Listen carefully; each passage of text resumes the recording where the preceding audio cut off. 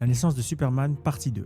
C'est Super NES et bienvenue dans Recomics. Entre 1940 et 1943, Superman devient plus qu'un héros, un symbole. L'Amérique entre en guerre et DC transforme son justicier social en figure morale, modèle pour les enfants et bouclier contre la peur. C'est dans cette période que naissent ses ennemis les plus mythiques et que son univers prend la forme que nous connaissons aujourd'hui. Dans Action Comics numéro 23 apparaît pour la première fois Lex Luthor, un génie scientifique aux ambitions démesurées, persuadé que seul un humain devrait dominer le monde. Il n'a pas encore son crâne chauve, mais déjà son obsession pour le pouvoir intellectuel contre le pouvoir physique. En parallèle, Lois Lane devient plus qu'un intérêt amoureux. C'est une héroïne à part entière. Elle affronte les mêmes dangers de Superman et sans pouvoir. Et dans l'ombre, Ultra Humanite, premier super vilain de l'histoire des comics, incarne la menace du savant fou, ancêtre spirituel de Luthor. À mesure que la guerre approche, Superman change de ton.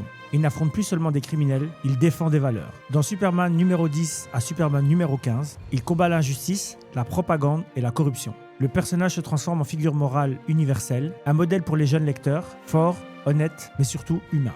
C'est aussi l'année où le Daily Star devient le Daily Planet et où Perry White est désigné comme rédacteur en chef. L'univers de Metropolis est désormais complet. Superman devient un emblème patriotique et bizarrement, il ne va jamais au front. DC choisit de le garder en retrait. Il représente la force intérieure de l'Amérique, il n'est pas son armée. Dans les pages et les couvertures, il aide les civils, soutient les soldats et symbolise la résilience. En parallèle, de nouvelles menaces apparaissent. Toyman, Action Comics numéro 64, et Prankster, Action Comics numéro 51, qui amène une dimension plus psychologique et symbolique au mal.